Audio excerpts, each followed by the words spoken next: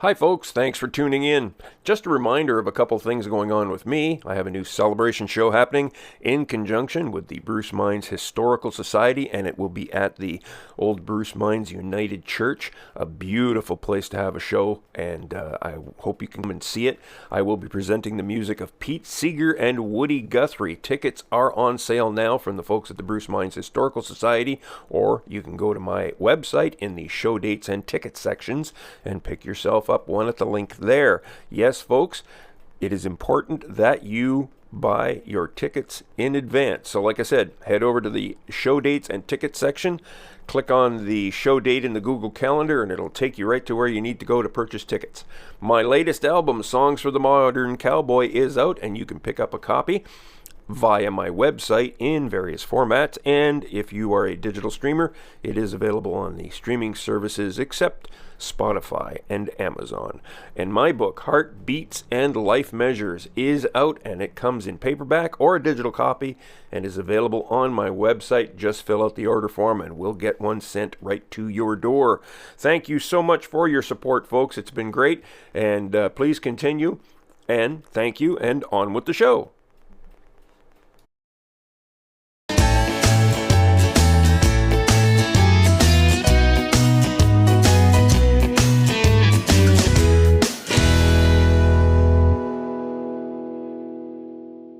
Hey, folks, and welcome to another episode of the Lonesome Cowboy Podcast. And, well, at least I'm going back to Manitoba now for the land of the cowboy, kind of out there. And this gentleman reached out to me and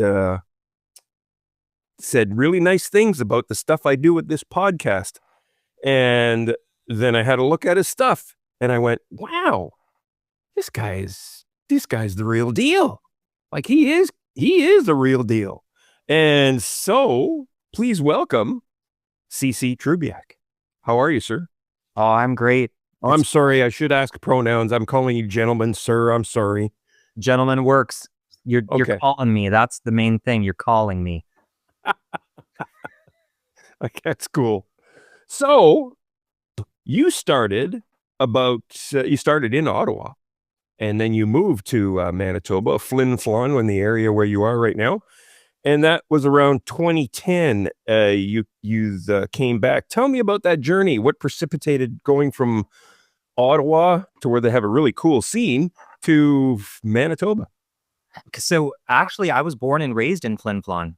Oh, really? was born here. I was raised here. I graduated here, I think 1997. After I graduated high school, I lived in Winnipeg for about 5 years, and I was kind of aimless, and I didn't really have a sense of direction. And then I have an uncle who lives in Ottawa, and so that was enough to get me to Ottawa, just to sort of have a family member there and see what I could come up with there. And I lived there long enough to go to college, go to university, and around 2010 is when I really just sort of decided to dip into it being an independent artist world, and recording and performing. And so I did do that between 2010 and 2013 in Ottawa before I had to move all the way back home here to Flin Flon. And the funny story behind why I did is because, I mean, I love Ottawa. I miss it. The culture, the nightlife, the people. It's just so much. And I have had a partner there, and but I couldn't find a job. I'm not bilingual. So I did finish school in social work, but I had a tough time trying to find a job where I could do that kind of work and only speak English. And so I have a sister here in Flin Flon who also works as a counselor, and she said, you know what? Why don't you come back home and get a year worth of work here in Flin Flon, and that should help you. And I did. I mean, I really didn't want to. I mean, I didn't want to return to the north.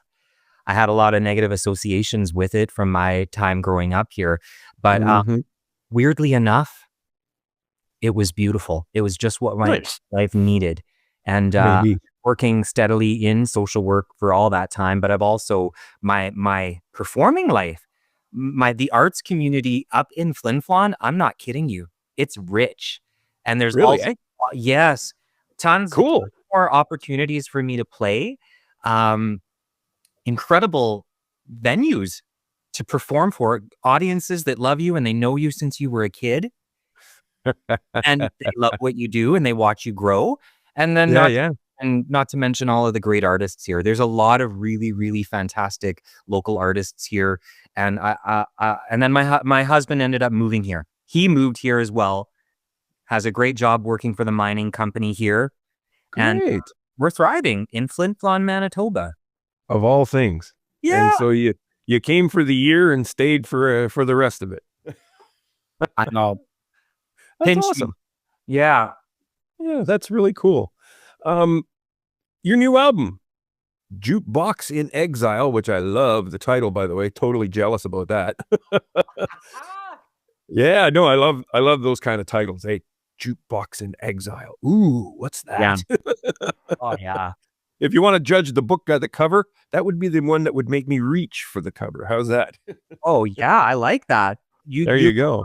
think a lot alike. I mean, Well, see? appreciating album cover art, and I love, as you can tell, records. And so catchy albums, catchy titles, catchy song titles, all of that really gets me. So Well, that's cool. Very good. And well, tell us all about that. And what's behind this album, Cece? okay. So the last time I actually took it upon myself to record anything was back in 2017. I did do an independent album by the name of McBain, and Hmm. most of it was original material. A lot of it co-written with someone else. But at the time that I put that out, I probably, in retrospect, wasn't in the best shape, like emotionally, mentally, creatively. I worked hard on the album and I put it out. But after that, maybe between 2018 to now, 2025, I went through a bit of a dry spell and I almost kind of thought that maybe the gig was up and I'd just done what I could do after 3 indie albums. But in 2025, June of 2025, our community was evacuated due to the forest fires up here. And so for the month of June in 2025, we were holed up in Good Spirit Lake, Saskatchewan, checking our phones every single day, seeing if our houses were still standing. Um, Wow. it really shook up our whole community, and couldn't take my records. I didn't take my guitar. So Oh, no. I was left, you know, really at a loss during that month, and I needed to find a way to um, turn the chaos of the fear and the anxiety of what was happening to my entire community. I had to do something with it, and so what ended up happening was I started writing songs again. I'd go for walks during the day. I'd come back and I'd write in my journal. I'd sing into my voice memo to hold on to melodies, and um, out of that month evacuated, I ended up writing like 20 songs. I wouldn't say that all 20 songs were great, but when I did get back, I thought, you know what? Maybe I do feel like recording again, and maybe I do have one kick at the can left to put these songs together. And so I really spent the whole year working hard on the songs, practicing them, getting my producer, getting my accompaniment, um, doing a lot of research on what was going to be involved in recording it, mixing, mastering it, putting it out there, distributing it. So it's been an adventure, and it's one that really kind of gave me a resurgence of passion for music. Awesome. That is a really great story. But you were recording. I mean, I look back at your discography, and I mean, I saw a picture of this album with this kid's face on it there, and I went, "What was he releasing under someone else's, or he did a pull of you too and put this kid's face on there?" No, 2011, and that was different stuff, though. Hey, talking through the filtered microphone and that, I love that kind of cool. let's just say that moving back home aged me. Uh, I'm not a kid anymore. I was probably in my late 20s when I recorded that. And moving back home, like I said, I got hit with a lot of life. My dad died of cancer. Oh no. I went through a lot of back issues, had a lot of back issues. I had to deal with some demons. And so that kid that recorded that in 2011, yeah, he's come a long way. But that album was a really special album because, yeah, it was me in the very embryonic stages of my songwriting, singing. Um, but hey, I love looking back at all that old stuff and just seeing how far you've grown. Mm, I love it. Embryonic. I'm going to use that next application I fill out for whatever it is that I'm not going to get.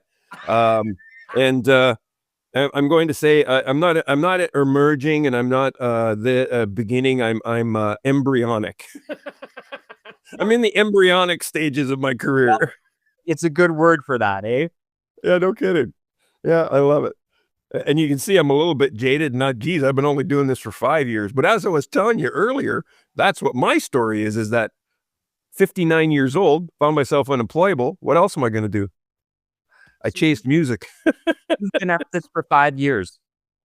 Yeah, I know. I got $16 in streaming, and wasn't worthwhile even being on Amazon or Spotify. I just said, here, you guys forget it. Here, we're gone. We'll take my stuff away. So yeah, I guess that's it's kind of to show that it is never too late. I mean, you might struggle with wondering, like, is it too late to do this? But you know what? Life is short, and we only have this one kick at the can. We might as well just well, go. that's the way I look at it. Yeah, and I mean, my wife is super supportive. She's a musician herself. We played in bands together. So, does your husband, is he a musician at all, or is that not his thing? My husband is not a musician, but he loves theater. So he does get that part of me that really has a passion for expression and performance. So he really is supportive of what I do as well. And I mean, how could you ask for anything more? So, does he do the fit check for you and that before you go on stage? Like, oh no, no, no, don't wear that. Try this instead. No, I don't trust him for my fashion.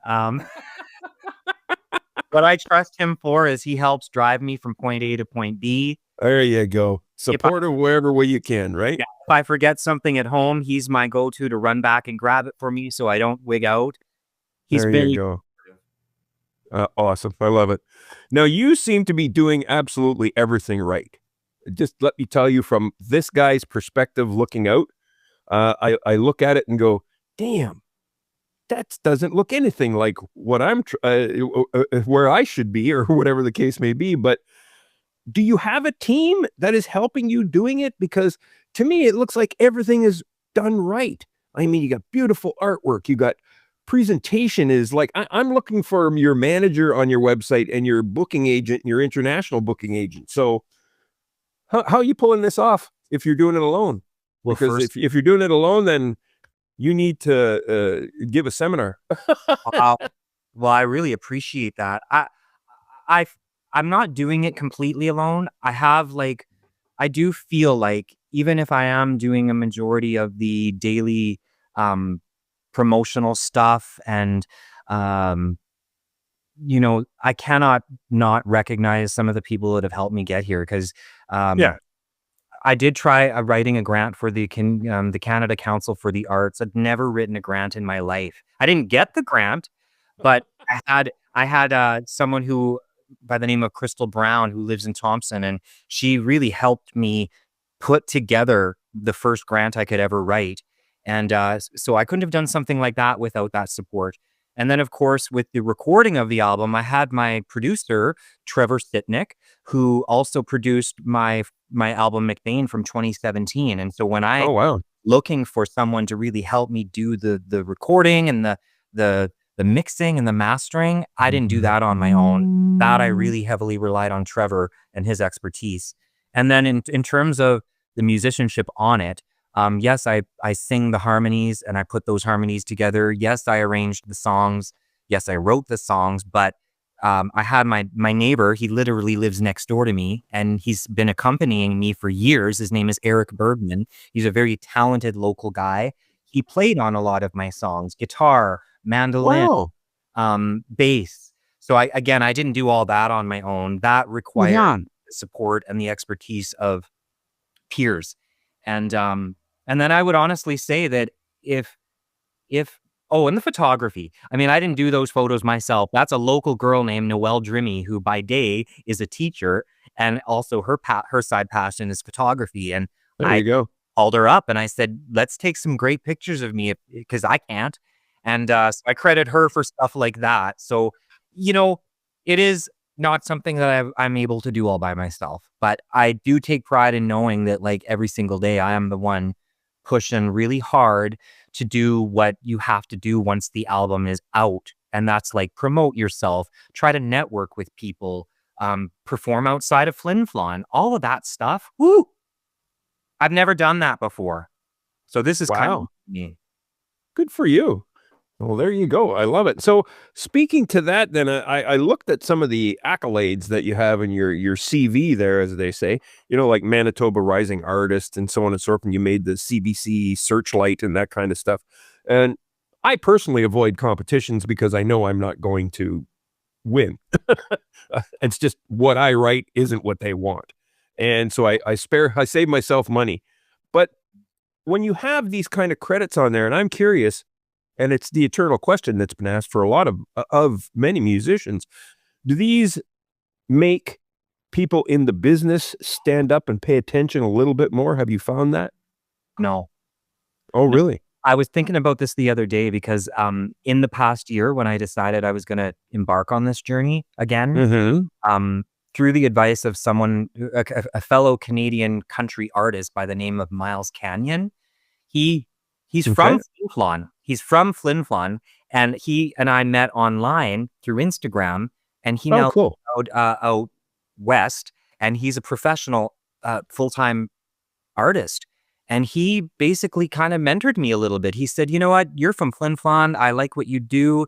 If you're serious about doing this, then I think you should do several things. You should become a member of the Canadian Country Music Association, and Mm, you should become a member of the Manitoba Country Music Association." And these were things that I just never thought of, because again, when you live up in the north, I mean, what good is it being a part of these groups, you know?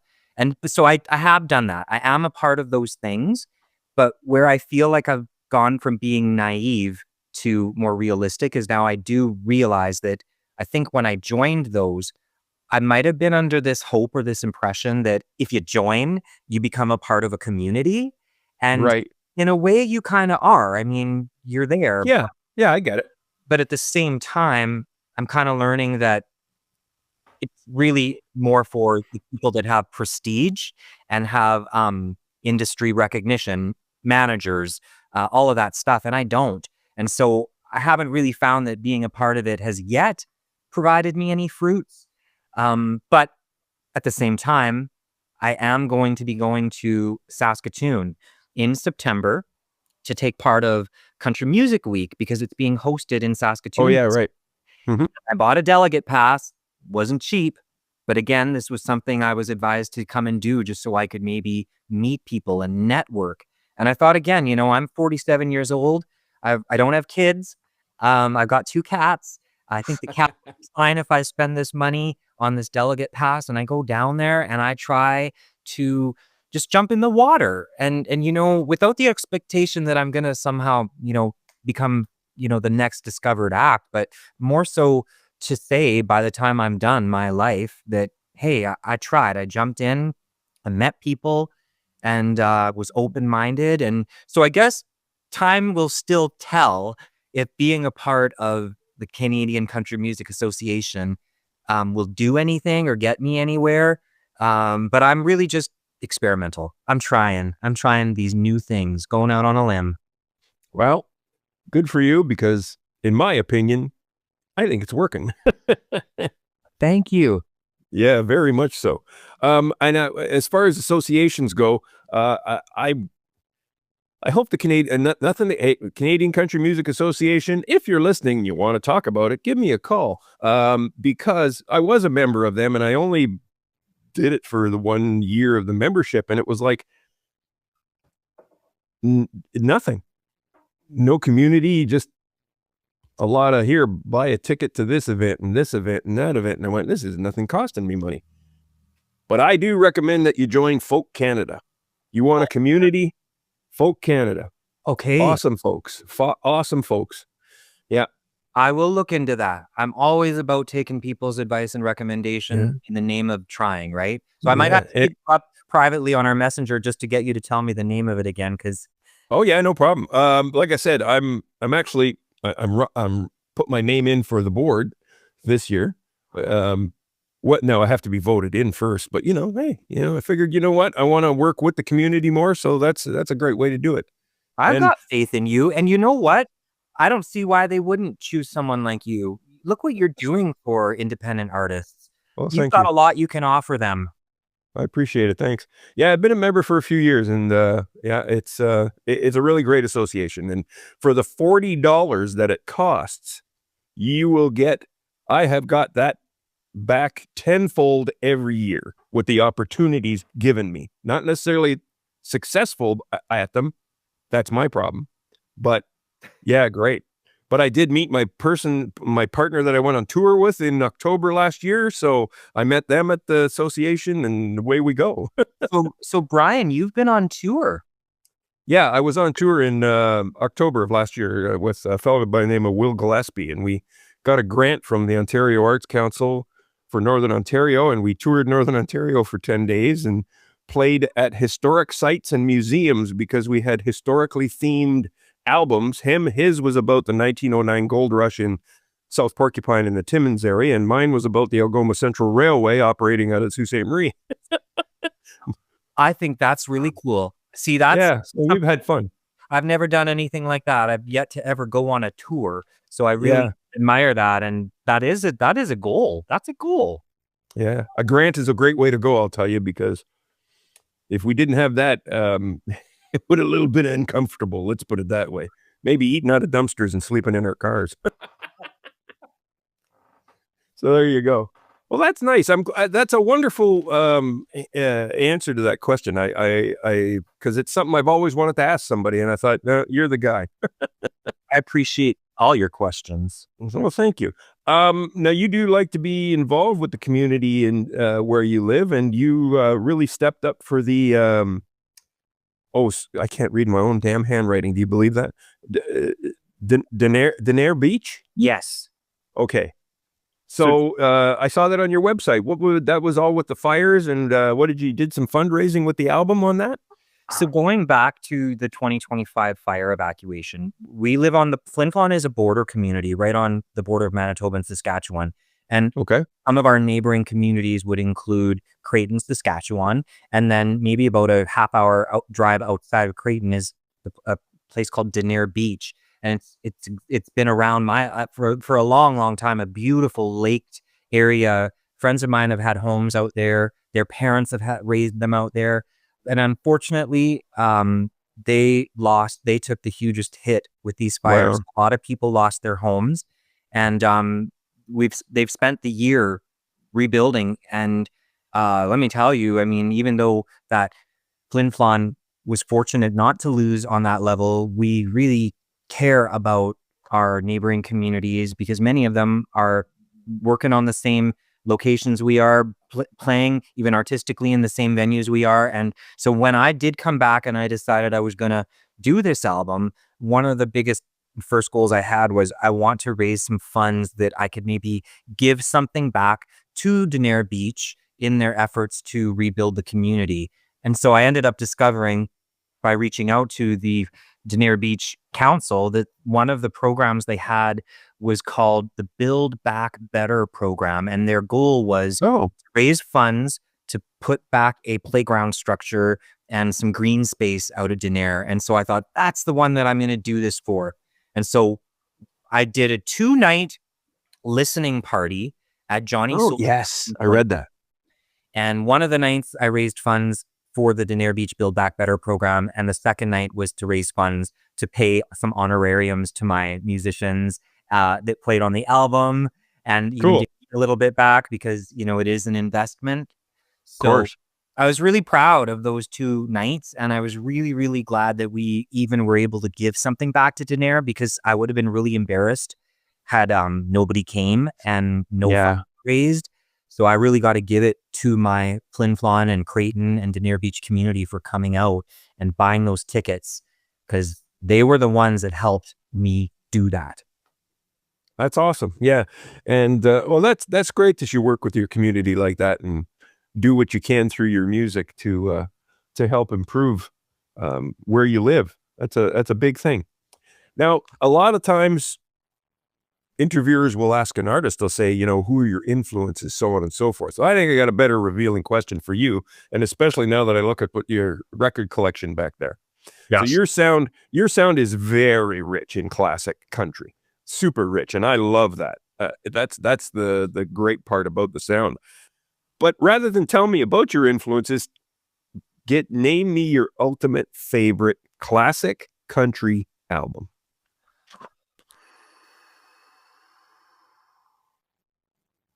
Can I give you two? Go. Doesn't matter. It's hard. I would ask for the same. Because it's like choosing which child is your favorite. I mean, Yeah, God. no kidding. Yeah. Uh, One of my favorite albums of all time is Dolly Parton's uh, My Tennessee Mountain Home.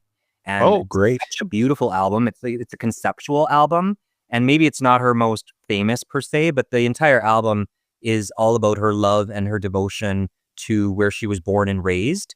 And Mhm. musicianship on it. It's a mid-70s album. And I've always been inspired by that. Her songwriting, her singing, the quality of musicianship. So that's one of my very favorite albums of all time. But I also love Willie Nelson's Yesterday's Wine, and Oh, it's cool. just absolutely a powerful album, and he inspires me. Uh, and so those would be two of my very favorite albums. That's awesome. And I see you got Conway in the background there, and I Oh, can't make out what the other one is. Just to the next. Yeah. this is Olivia Newton-John, Oh, um, wow. 1971, in her very sort of early days of folk and country. And No so kidding. I love all types of country, everything from bluegrass, gospel, outlaw, traditional. Yeah, And I love it all. that's awesome. It's incredible. Has you've been at this for some time? Is it a full-time job, or has it always been a full-time job? It feels like Music? it feels like it's been a full-time job this year, but I do have a full-time day job. I work for a Cool. nonprofit organization doing counseling services. Oh, good for you. So Excellent. yeah, from Monday to Thursday, I am counseling between 8:30 in the morning to 3:30 in the afternoon. As soon as I hang up that hat, I come home and I Put on the practice. cowboy hat. I do. I do. I spin my records. I play my guitar. I write. I work on all of the stuff that it's taken me to roll this album out. And I've discovered that even once you put an album out, the work is just beginning, because you still have a whole lot to do if you want to have it heard and if you want to engage with people. Um, and then yeah, I've even been trying to find some time lately to write more new tunes with maybe something for the future. Yeah, exactly. So, would you consider yourself a writer who is, and because we do country music, there's that whole Nashville method, where they go to work in the morning and they write some songs, and then they go for lunch, and then they come back and write some songs, and then they go to the bar and they go and jam and play some songs. So, are you a disciplined writer in that respect, or is it like, yes, I've gone for a walk, I feel some inspiration now, and you write when you feel it? That's more me. Yeah. Okay. Because I like doing so many different things. I mean, I'm very like very creative. I like to do so many different things, but music is my main passion. But if I'm not careful and if I don't make time to write and practice, I'll just sit on the couch and watch Murder She Wrote, or I'll go out and garden and pluck my weeds. So I really do have to be a bit more intentional about when I write, because if I don't, I'm not that disciplined. But I will say that in the year of writing the songs for Jukebox in Exile, and now I feel that passion. And so I'm finding myself even at work in between clients jotting down a song title idea, or you know what, I've been wanting to write a song about this. Let me get this out of my head quickly, and then I'll come back home after and I will work on it. And just even in the last 3 weeks, I've written like 10. Again, I'm not saying they're great, but I've written like a whole handful of new songs. And so I'm just going with it while the passion's with me, because like you and I know, the well can run dry, and then what do you do, right? You wait Mhm. you wait for the spark to hit you again. I'd rather just have as many songs right now as I could and then work away on them. Yeah. Take the old crappy ones and rework them. At least you got somewhere to start, right? Yeah, exactly. I know it's on your website, but I would like you to tell some of the story of to the folks about about the album cover and the artwork for Jukebox in Exile. Yes. Oh, thank you for asking that. So again, when you live in a remote community like Flin Flon, I've already shared that like we do have a very rich arts community. There are painters, there are writers, there are photographers, there are musicians. There's so much variety of artistry here. And one of the things I love about being on the online world when it's not toxic and when it's not you know, making you feel really small and pathetic is Yeah, that exactly. I love connecting with the different artists out there in the world. And so one of the artists I discovered in the past couple years is a UK country artist named Jack Browning. And he is not only a painter, but he is a fantastic musician. And so I think somewhere over the last couple years, we became friends DMing each other. And I asked him if I could buy one of his records for my growing vinyl collection, and he generously sent me one. And then when it came around to time for me thinking about like my own album, I didn't want to do just a generic photograph of myself. And I can't stand, there's nothing that irks me more than crappy album cover art. I mean, as a lover of vinyl records, I mean, I pore over records, the front and the back. And I thought, I want to do something. If I'm going to do this, I want to do something really special that I would be proud of. And so I just kind of shot out Jack Browning a message and I said, hey, look, can I commission you to do a painting that I would use for my album cover art? And of course he was game and Yeah. he did it. And that is where that album cover art came from. And I am really happy with it because it's a great story. I get to talk about him and his artistry because he's a hardworking artist himself. But I think it's pretty. Very. Couldn't be It's happy. incredible. And Yeah. I love the jacket. I don't know where you're getting them, but I need one. Oh, let me tell you. Let me tell you where I got that jacket. She's Canadian. Please. There's a designer here in Canada, Jay Boyne's Western wear. I was about to say the same place Bobby Dove gets her suits. Yes. His suit, sorry. So in the last 5 years or so, I discovered her because of her beautiful garments. And again, thankfully, I'm not neglecting children.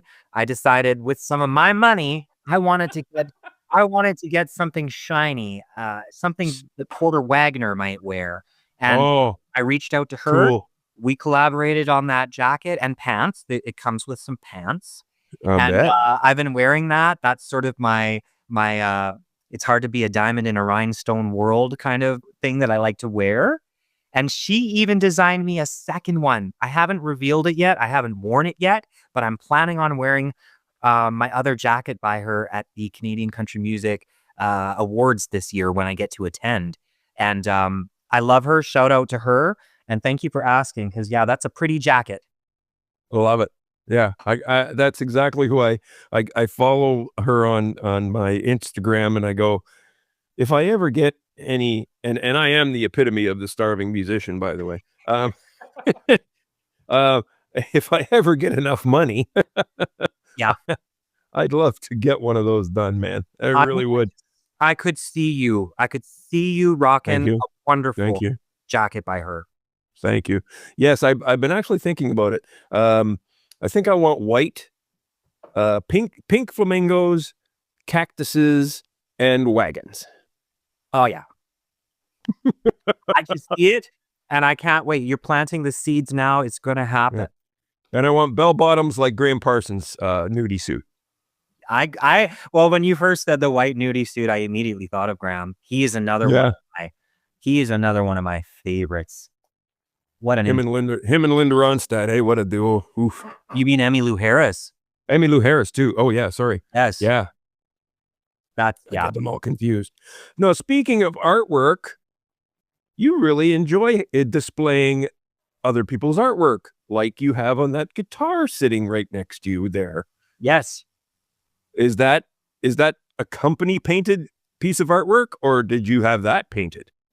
No, I did have this painted. Yes, sorry, it's not a company one. This guitar here, the story behind it is, my dad bought me this guitar the last Christmas that I had with him, and Oh, cool. it was just a beautiful brown wooden guitar. And somewhere in the last years, I decided that again, this was before I bought my Jay Boyneswear Western wear jacket. I wanted to do something special with my guitar. And so there is a local artist here in Flin Flon, Manitoba. His name is Tim Dubray. And he has a little business of his own called Dirtbag Custom. And he does a lot of beautiful painting. And I reached out to him and I said, "Hey, could we collaborate on something? Have you ever painted on a guitar before? Because I would love to shine this up with my favorite things, like, again, wagon wheels, cactus, roses, and the eagle."